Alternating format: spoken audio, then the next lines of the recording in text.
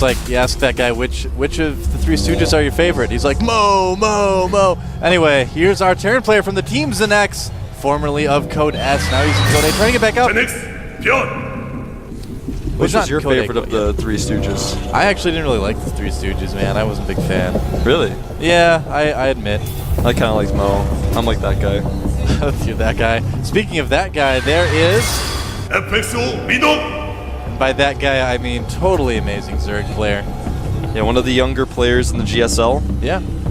Do you remember that one interview where they asked him what was the hardest thing about being a pro gamer, and he says it's hard to wake up in the morning or something like that?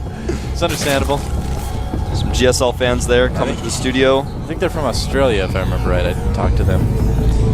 Now, wherever you're from, if you're in Seoul or you're planning on coming to Seoul, come down to Mokdong, come to the studio, look up the directions on the website, which is, of course, GOMTV.net. And if you guys aren't planning on coming to Seoul, you should change that. You should plan on coming to Seoul. Yeah, exactly. We've got our finals this weekend. Be sure to come to Axe Korea. Check those out. Yep. I don't know if it's actually Axe Korea or AX Korea. AX Korea. I like call it Axe Korea. Like it was like a big axe was about to like cut South Korea away from North Korea or something. It's like the deodorant company sponsored it. They have like a big venue now. But there is no deodorant in Korea, Wolf. Yeah, that's a tip for those of you guys who come to Korea. Yeah, big Bring a lot of deodorant because it's somewhat difficult to find. I mean, you can find it in Korea.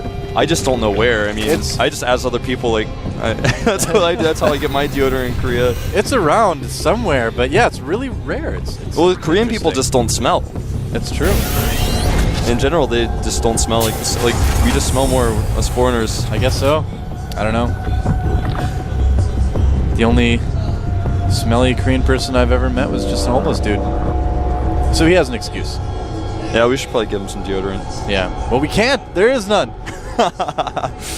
Well, Add-on Byun comes in here, sees timings of everything that's going on. Yep, pretty normal. Yeah, I wanted to mention back at Byun's base we have a Reaper expand coming out, which I really like. Yeah. This build is somewhat old school. It came back into popularity here recently, and it's just such a strong build. It's a build that really gives you the ability to do so many things. You can make a command center safely, you can pressure, you can scout.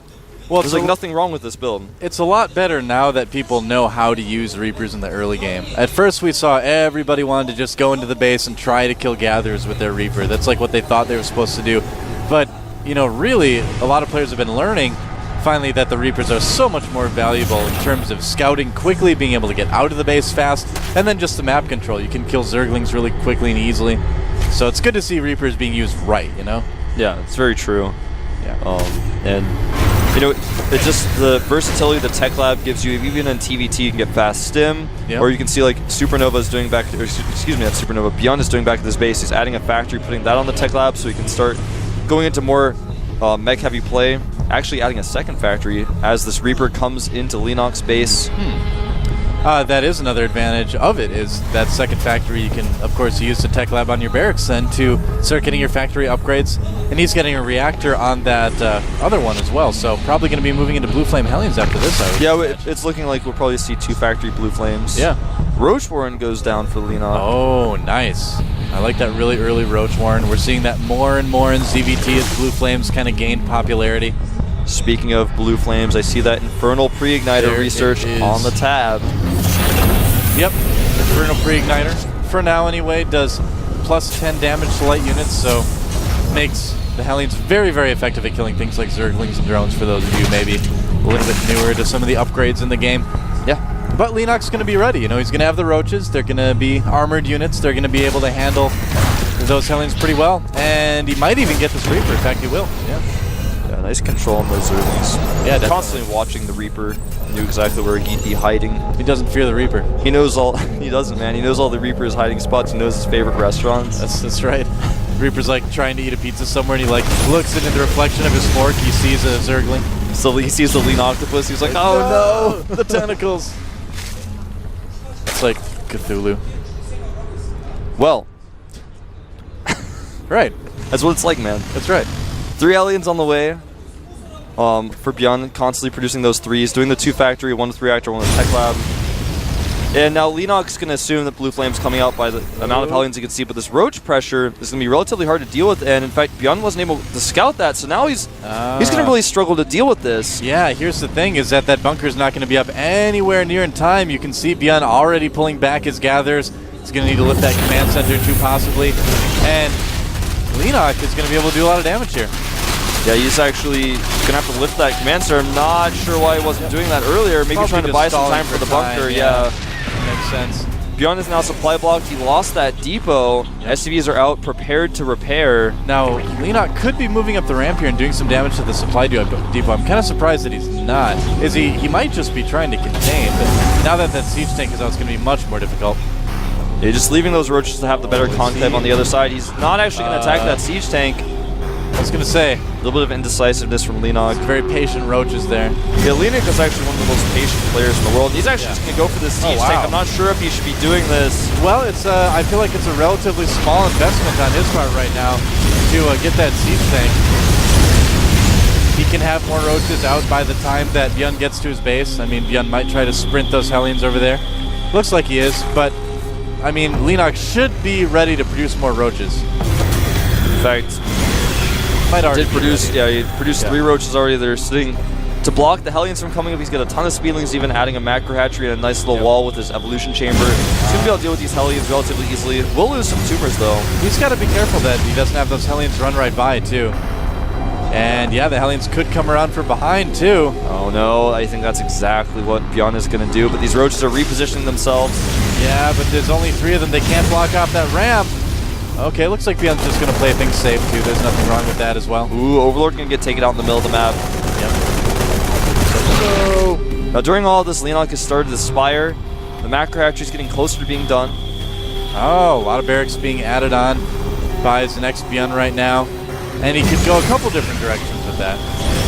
Could go, your more standard tank Marine. He could decide to go something like Marauder Hellion if he has some tech labs on there. Leenock is trying to double expand, but one of his hatcheries is under fire, quite literally. Yeah. And it takes Hellions a long time to kill the hatchery, though, so Leenock decides to cancel it anyway. Getting a little bit too close. Oh, nice surround on that Hellion there. Yeah, Leenock doing a great job trying to control those watchtowers. Yeah, he's not doing bad at all. Trying to get that Hellion, but unfortunately there's just way too much defense there. Yeah. So, Leenock opts to still double expand, just using a different location. And with him already having 3 hatcheries, he's going to have 2 more here pretty soon. His production's going to explode if he can hold these a little bit longer. Oh yeah, absolutely. I'm surprised a little bit that Byun is going so barracks heavy, especially with a double factory Blue Flame opening. That's usually an indication that a player wants to mech, so I'm a little bit surprised that he switched over to so many barracks. But in the same, on the other hand, because he's going for this, it's going to be the last thing Leenock expects, a huge transition. 8 mutas on the way, plus 15 drones, and Leenock is triple expanding. He's actually got a hatchery going up at the top left as well. He's just making so many hatcheries these Hellions can't kill all of them. It's one of the reasons why I like Leenock so much, man. I mean, he's one of the few Zergs that do things like this right now. Well, he's reacting to what he's seen. He knows that it's mainly a Hellion army. He knows if he wants to have a lot of mobile Marine, if he has to have that type of army, he's not going to have that for a while. He's going to have to power up for a while. So he knows he can get away with this because the Hellions can't kill hatcheries that fast. These mutas want to get in here. Now he knows the switch has been made. The mutas spotted the Marines. Yeah, I'm sure Leenock was a little bit surprised to see that many Marines out in Byun's base so quickly. But if he can protect these hatcheries, he's going to max out so much faster than Byun that he can easily take on whatever army Byun decides to send here. And it looks like Byun is going to push out Marine tank, and this might be pretty good timing for Byun. This is a really good timing. He knows the hatcheries have gone up. He spotted all of them. He wasn't able to kill them, but now he's going to go and try to pick them off. He's definitely going to be able to get the one in the center of the map if he goes now. There's just not enough for Leenock. Leenock's taking his Baneling Nest, plus 2 Carapace, plus 1 Flyer Weapons, Pathogen Glands, and Roach Speed. So getting a ton of upgrades right now. He's invested a lot of gas into that, as well as these mutas. But look at this control. As soon as I say look at this control, he flies them into Marines. Maybe that's what you meant. You can save that. You can salvage that comment. You're like, look at how bad his control is with those mutas.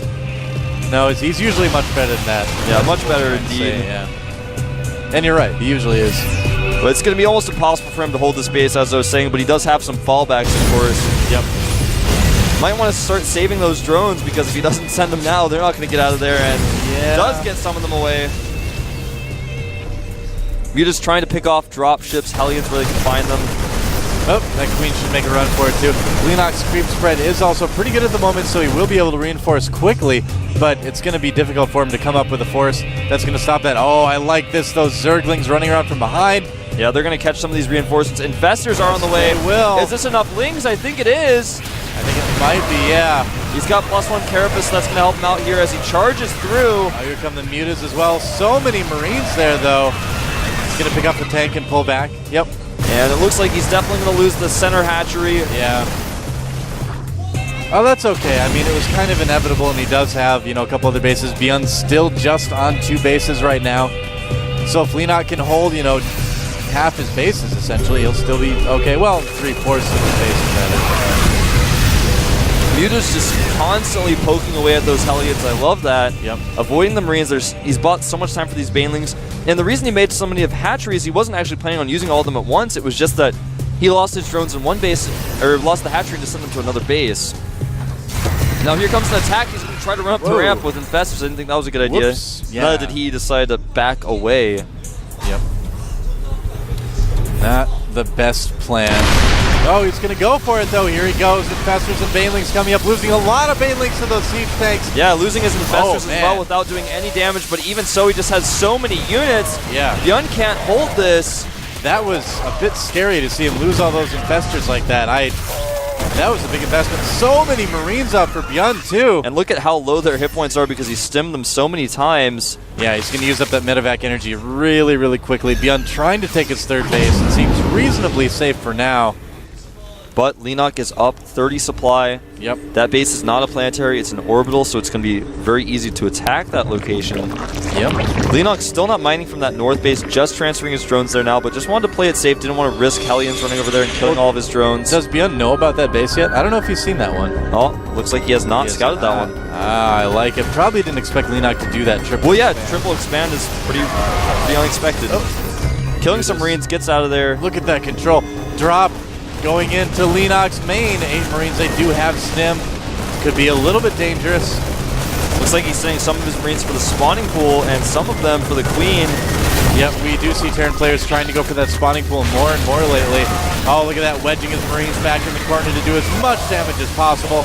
Not deciding to try to save any, but the Muta's there. Kind of make it tough to save anybody in that case. Definitely true. Yep. It's a biodome. Biodome there. We just got a shot of it. I think that's the future. Biodomes. I think people will be living on those in space one day. Dude, I think the future is like the Jetsons buildings, where they're like tall flying saucer things on top of these huge pillars. That could be the case. That'd be pretty neat, man. Another drop up at this top base. Byun knows about it now. Yeah, he saw it on his way over to the left base, and in fact, there aren't enough Marines or not enough Zerglings yet. But here come the Mutas. Yep, they'll be able to clean it up pretty quickly. Uses a couple Banelings to do so, but that's okay. Byun's splitting his force in several different areas. If Leenock catches point of this, you know, he could really do a lot more damage than he is with just little Zergling attacks like we see right here. Here come the Banelings, and they're like, oh, it's all over already. Yep, this drop is going to be taken care of. So the drops for Byun really are starting to not do a lot. Yeah, they're starting to hurt him really more than help him. And Leenock, he's the Leenockpus, man. He's got vision, he's got overlords everywhere. The drops aren't going to sneak by him, but this drop up here at the top isn't really a drop, it's actually just a push. And he didn't have any creep or overlords to spot for this, and now this hatchery could go down. He's going to have to rush home. Hammer on Leenock. And yeah, this hatchery is going to go down before Leenock can get there. It looks like there it goes. And Leenock may just decide to wait for a better position before trying to move in. Yeah, forces the stem, kills a siege tank. Yep. +3 Carapace on the way. 8 Corruptors. The Greater Spire is nearly done as well. Yeah. And back at home for Byun, he has started Viking production. He actually has 3 starports, so he's going to be able to get Vikings out pretty quickly. He has started some Thor production as well. Yep. Now, we saw MVP handle this stage in the game pretty interestingly against Jelizerg yesterday. We saw him go for a ton of ghosts. He had something like 18 ghosts out by the end of that game. The one on Metalopolis. Right, yeah. I want to see more Terrans start to do that. It was very interesting. But this game, Byun's going to play it a little bit more standard. Yeah, it's a lot easier to switch into Vikings than it is to switch to Ghosts. Yeah. Well, I'm sure that Ghost switch was more due to the Ultralisks than the Infestors than anything else. With Broodlords, Vikings are safer. And here comes a huge push from Leenock. He's just going to try to attack up the ramp. And main base beyond. There we go. There we go. And there's a vision of it. Yep. And a huge Baneling bomb goes off. And I got to say, Byun's looking like he's in pretty rough shape right now. Yep. Everything getting fungled and Banelinged. And Leenock hasn't even morphed any Broodlords yet. He's just he's like, well, when am I going to do it now? He's going to do it. 7 Broodlords in production. Yeah, it's starting to look more and more like Leenock is on his way to victory this game. It's getting really, really tough for Byun to kind of muster a force that can take on what Leenock has right now. Even with all those Vikings. I mean, that many Vikings is going to be that many less tanks, too. Very true. Yeah. Byun is trying to take this base. But, you know, with how many units Leenock has out, it's going to be almost impossible. In fact, he's got a small force of units out here that could get trapped, but the Thor scares Leenock away. Yeah. Thors are scary. I'd run Thors from them. are scary, man. Especially if you're a light flying unit in a clump. You don't even feel secure with your friends, you feel less secure. That's right, you're like, I just want to be introverted today. That spine crawler's going to die. All he has to do is unburrow it, and it would die slower, right? Yeah, I think so. I'm pretty sure that's how it works. It'd still lose Zerg blood, but it would do it slower, I think. Oh, never mind, it just died. That was a sad life for that spine crawler. Sad life for the Broodlords here. Vikings taking some shots at them, but Leenock does have the Mutalisks to protect them. Oh, look at that. Ultralisk Cavern on the way too, Wolf. Yeah, he's getting everything because why not? Why not? +2 melee attack, +2 flyer weapons. And he's just got so much money banked up. He's got a great economy right now. At the income tab, you can see he's got about 600 minerals per minute, higher than Byun, and that's with mules. Yep. Broodlords being taken out by Vikings. Nice control by Byun, but there's so many Corruptors. Bungle goes down on the Vikings. Very, very nicely done by Leenock in between the Mutants, the Infestors, the Corruptors, the Broodlords, the Queens, and the Banelings. That should be enough. The Queen is attacking the Planetarium. Go, She's Queen, not. go! Oh. Marines, no fungals left on those Infestors. That might be, not really too hard to deal with as more units come in for Leenock. Baneling is going for these SCVs. Yep. Decides to burrow them. That didn't quite work like he had still planned. got 2 of the burrowed there. Automaton 2000, look out, you're right above the burrowed Banelings. As these Vikings fall, the Broodlords will crush through everything. GG. Wow. So how about that? Leenock playing like a Code S Zerg, if you ask me, that game. Yeah, definitely. Well, Byun just didn't keep up with them. Yeah. He took 3 hatcheries at once after making a macro hatchery. Because why?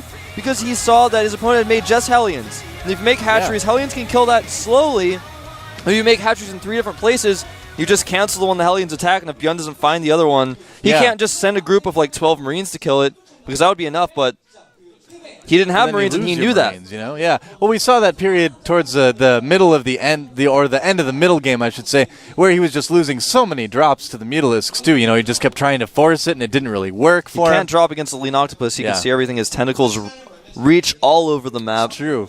You know, there's a bigger squid than the giant squid. Yeah, Colossal it's a Leenock. Leenock is even bigger than that. He's bigger than the colossal squid, man. I didn't know about the colossal squid. I gotta look that up. Yep. It's like they have the like robot submarine down in the depths of the ocean, and they see a long tentacle and they follow it back, and then they see Leenock's head attached to it, and they're like, how many colossal squid are there? What? How many? Yeah. At least 5. At least 5. All right. Same number of minutes of the break we're about to take. Be right back, guys. This is it, girl. Give me 25 to life. I just wanna rock all